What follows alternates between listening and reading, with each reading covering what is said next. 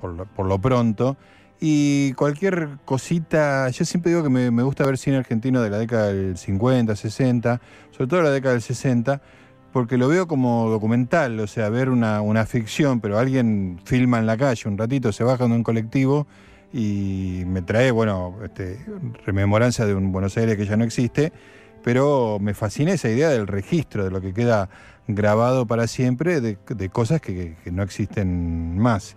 Y así fue como descubrí en YouTube que había una familia que se ocupaba de preservar algunas imágenes y que ponía fragmentos en YouTube. Después los empecé a seguir en Twitter. Soy muy fan, veo goles de 1967, discursos militares del 74, entrevistas. Bueno, a veces sacábamos algunos audios para ilustrar acá. Es algo que me fascina, así que hoy cuando hablamos de memoria, digo, tenemos que hablar con esta gente, y efectivamente me comunicaron con los responsables del archivo Difilm, que es una empresa fundada en 1949 por un señor Roberto de Chiara. Pero hoy vamos a hablar con su nieto, con Maximiliano de Chiara, que es el nieto del fundador de uno de los archivos más grandes de Latinoamérica. También es productor de televisión.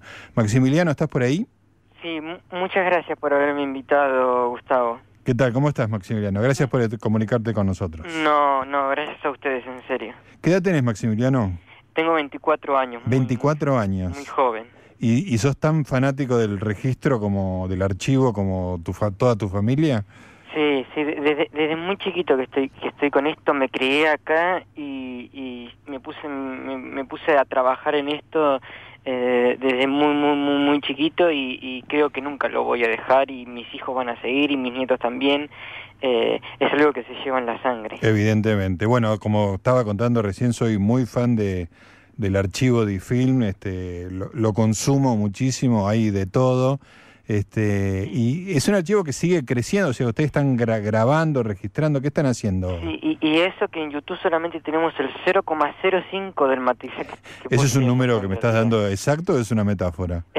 Es un número aproximado, más o menos, porque no sabemos la cantidad que tenemos, como vos me dijiste recién, que nosotros seguimos grabando. Entonces, todos los días añaden nuevos archivos. Entonces, es un número que te puedo tirar ahora, pero que se puede achicar o agrandar a medida que nosotros vayamos subiendo ese material.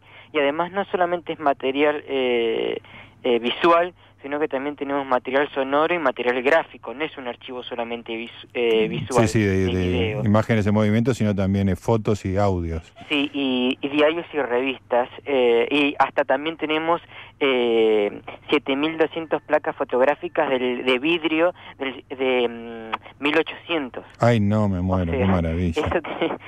También cartas de expresidentes argentinos. Tenemos cartas originales, bueno, como te conté antes, que me mencionaste, fotografías, casi 2 millones de fotografías. 2 millones de fotografías. 2 millones de fotografías, aproximadamente 70.000 discos de pasta, 180.000 programas de televisión, 20.000 películas en su formato original, 52.000 noticieros, noticieros del cine, tipo Sucesos Argentinos. Claro. 34.000 programas radiales, 10.000 cortos publicitarios. Ah, pero es un infierno. Escúchame, ¿tenés todo digitalizado o es un proceso eso? No.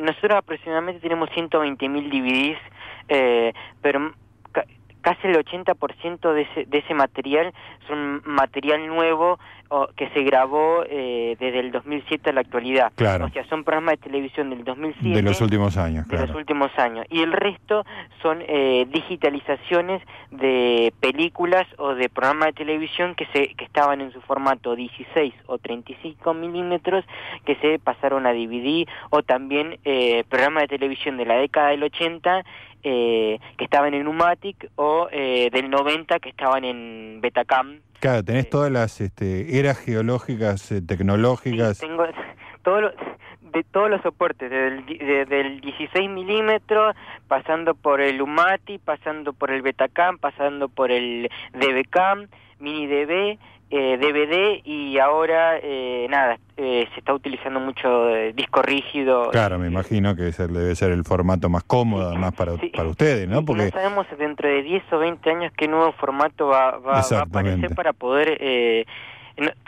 tenemos que ir digitalizándonos todo el tiempo, porque un formato se vuelve obsoleto de un día para otro. Sí, tal cual. Y aparte es impredecible, ¿no? Pero de lo que nosotros tenemos en 16 milímetros, que es desde 1897 a 1981, eso que está en 16 milímetros, más o menos solamente tenemos digitalizado en DVD o pasado a un formato Betacam, solamente el 20%. El resto sigue estando en 16 milímetros y se conserva porque es uno de los formatos que tienen más duración. O sea, uno puede tener algo en 16 milímetros y pueden pasar 100 años y si lo mantenés bien, si lo conservas bien, se mantiene tal cual como fue grabado en su momento. Qué maravilla. Maximiliano, pero físicamente, ¿dónde está todo esto?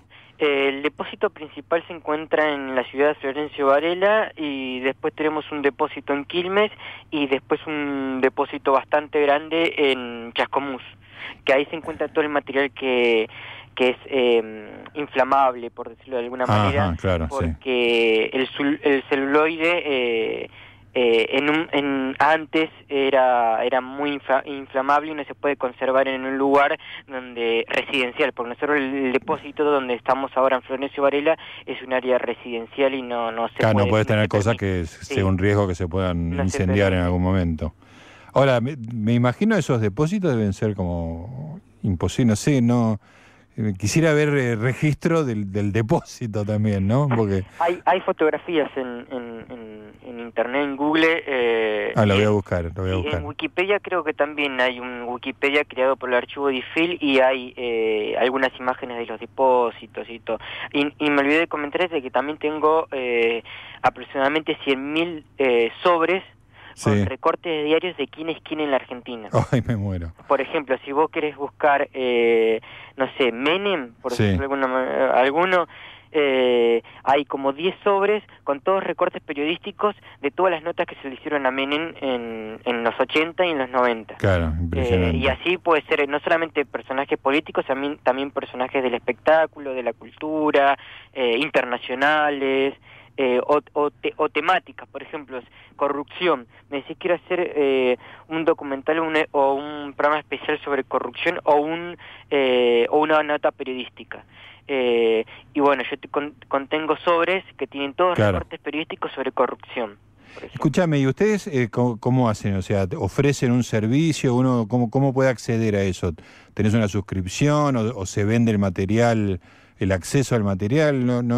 ¿Cómo hacen plata? Ustedes, te lo pregunto de buena fe, en el sentido de que sostener esa cosa tan valiosa y tan monstruosa que vos me estás contando debe costar muchísima plata. Sí, y no tenemos subsidio por parte del Estado ni de ningún lado. Somos una empresa privada que bueno, trabajamos con productores y con canales de televisión, tanto nacionales como extranjeros. Esos son sus clientes, digamos. Que esos son nuestros clientes, pero mayormente son más clientes extranjeros que argentinos, porque en Argentina no se le da tanta importancia a esto, salvo que ahora se empezó con el tema de la televisión digital abierta, que empezó a haber nuevos canales y empezaron a necesitar nuevos contenidos.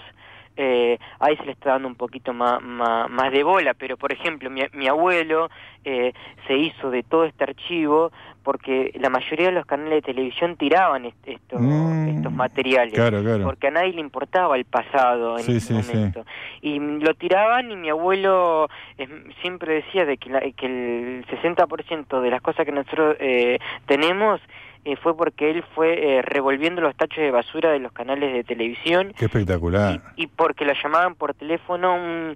Él trabajó en Canal 13, trabajó más de 30 años ahí, y tenía colegas en todos los otros canales, y lo llamaban y le decían, mirá, van a tirar un bolquete lleno de material.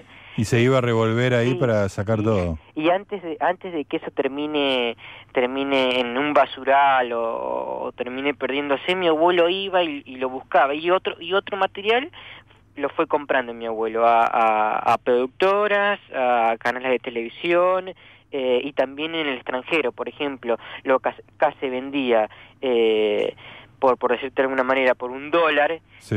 mi abuelo iba al extranjero y lo compraba por $100. Claro. Para tratar de repatriar todo lo que se vendía en el extranjero.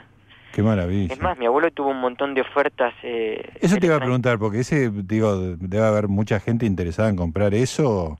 Sí. Te deben haber ofrecido fortunas. Mi abuelo tuvo un montón de ofertas, no solamente para vender el archivo, sino para llevar el archivo al extranjero. De Francia, de España, de Estados Unidos. Le ofrecieron llevar todo el archivo para allá e irse a vivir allá. Ajá, directamente. Le ofrecieron un montón de plata.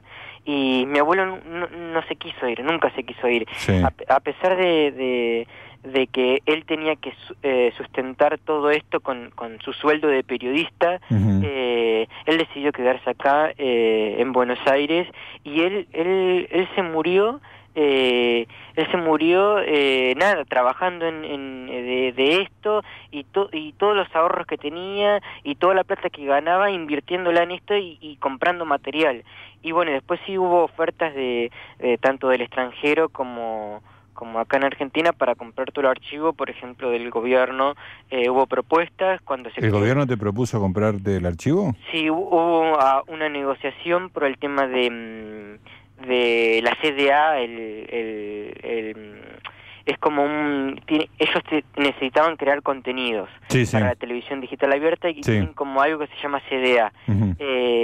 Y bueno, y nada, ellos ya estaban trabajando con otras empresas que productoras que tienen muchísimo archivo, y nos conocían a nosotros, y un día me llamaron y querían empezar a trabajar con nosotros, y había dos propuestas: una, trabajar con ellos, y otra, comprarnos todo el material, todo el archivo para el Estado. Sí, ¿y qué pasó? Y al final no pudimos llegar a un arreglo ni nada, y es más, hay una nota en el diario La Nación de hace 4 años atrás o 3 años atrás, donde habían dicho de que nos iban a expropiar.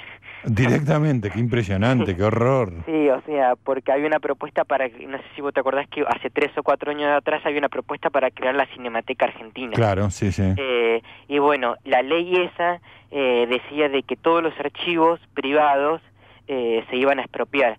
Y en la nota esta, y la gente que se dedicaba a eso, nos mencionaban a nosotros, diciendo de que uno de los primeros archivos que iban a expropiar era el de los Viquiara. Pero es una locura eso, porque eso fue el esfuerzo de una familia. No, y esto es un montón es más de 60 años que nosotros... Claro. Se llevarían una parte de nosotros. Sí, me imagino. No, bueno, no es impensable, digamos. No, sí, igual ya pasaron varios años, y el parece el proyecto que de la no pasó ley nada. quedó fallida, y no se pudo hacer nada.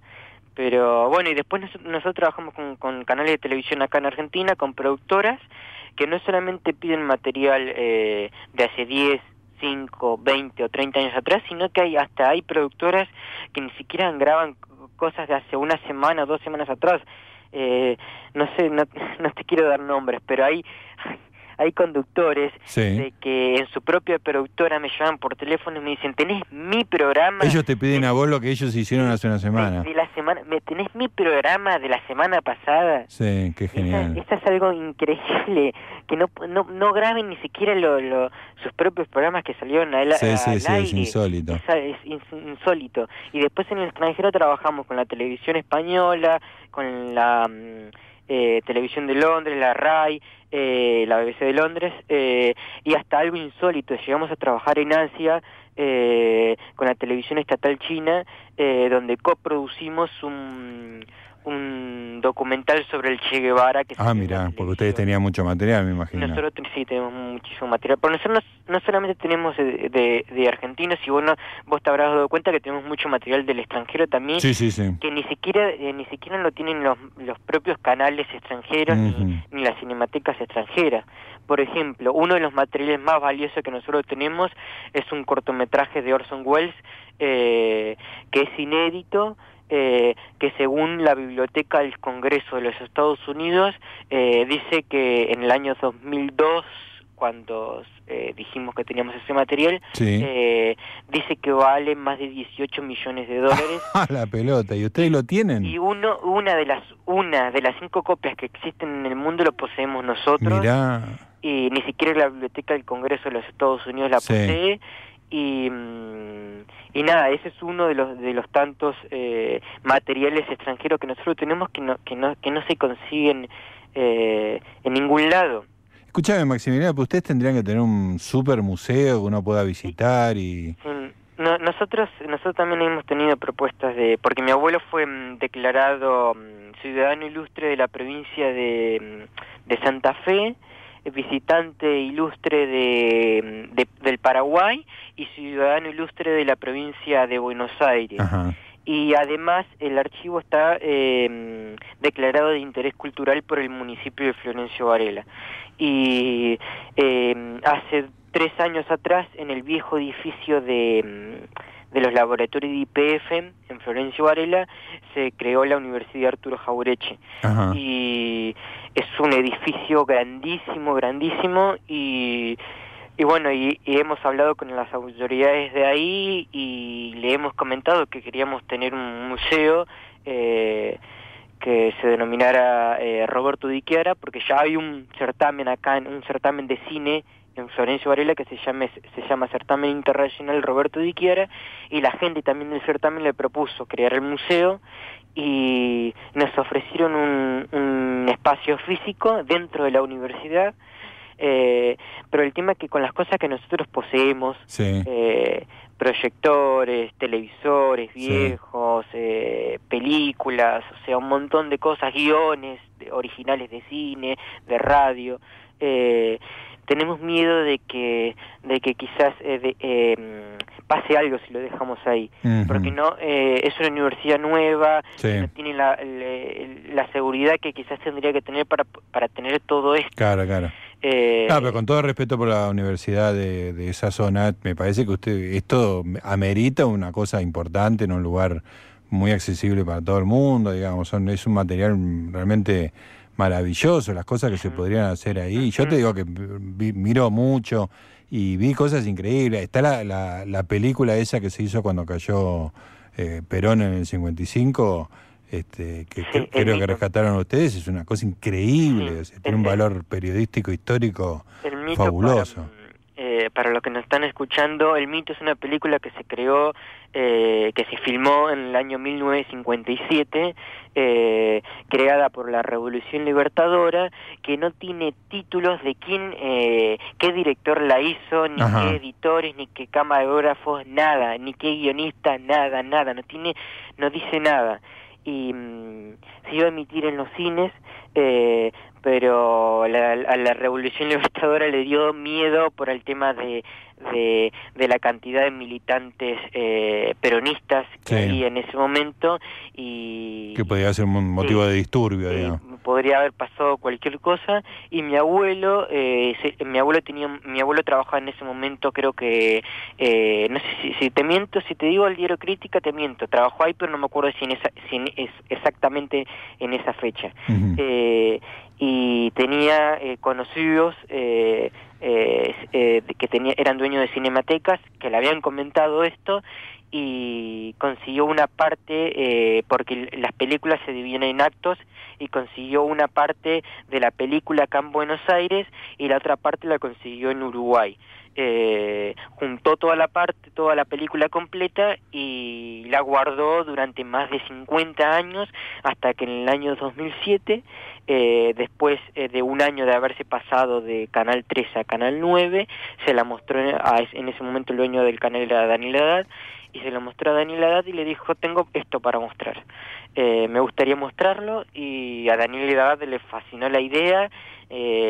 Producieron un programa especial que se emitió un domingo del año 2007, que midió 11 puntos de rating, ganándole a toda la competencia. Sí, altísimo para el canal, claro. En Canal 9, un documental en blanco y negro, un domingo, y ganándole a Telefe y al 13. Alucinante, claro. Algo increíble. Sí.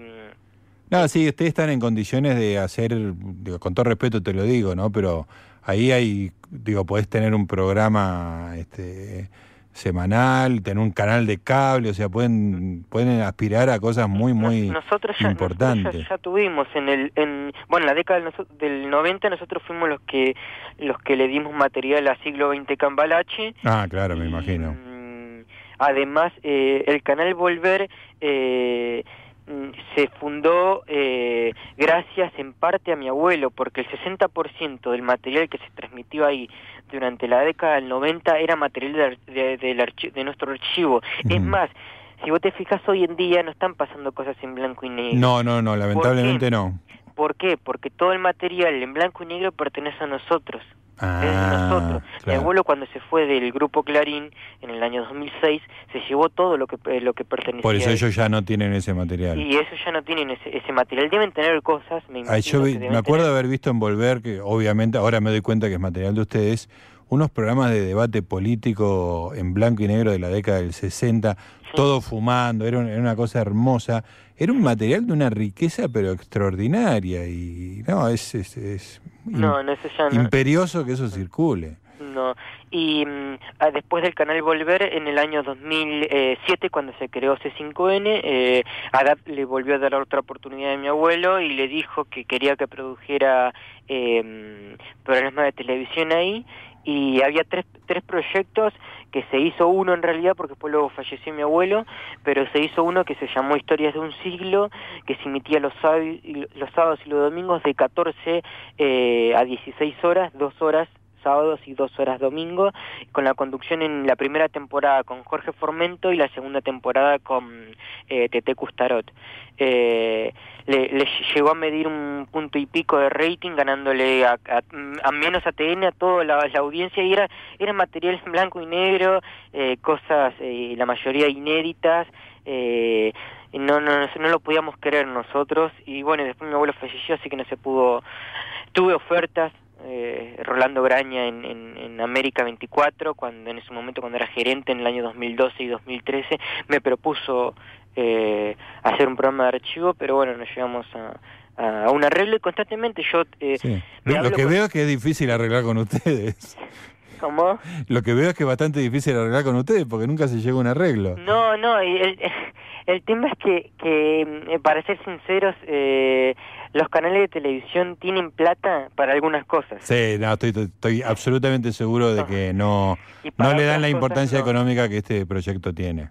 No, o sea, aparte no es que nosotros pedimos mucho, o sea, pedimos lo básico, claro. Quizás ni siquiera para ganar plata nosotros, sino para solventar el mismo programa. Claro. No es que nosotros pedimos para hacernos millonarios nosotros, sí. Porque si quisiéramos ser millonarios nosotros, ya hubiéramos vendido todo el material al extranjero. No tengo duda de eso. Solamente para solventar y no perder dinero nosotros.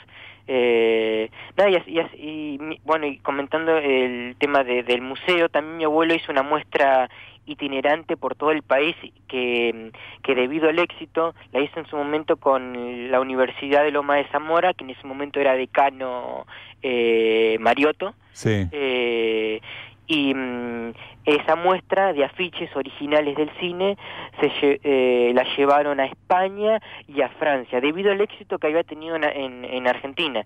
Se pasó por todas las ciudades que te puedas imaginar en Argentina, por todas las ciudades. No hubo ciudad que no se llevó esa muestra, gracias a la Universidad de Loma de Zamora, y también le realizaron 4 o 5 documentales. Es más, Mariotto en la década del 90 se hizo conocido y logró los contactos gracias en realidad a nuestro archivo, porque él era coproductor de los documentales estos que había hecho mi abuelo. Ajá. Y con esos documentales recorrían todo el país y recorrían municipios, recorrían canales de televisión, recorrían diarios, y así se fue haciendo Mariotto en la década del 90 los distintos contactos. Está muy bien la historia. Maximiliano, yo ya te tengo que ir dejando, te agradezco muchísimo. Te cuento, como para que sepas la sintonía que tenemos, que este programa de radio modesto tiene 2 años y medio, y que tiene todos los programas emitidos subidos a internet. O sea,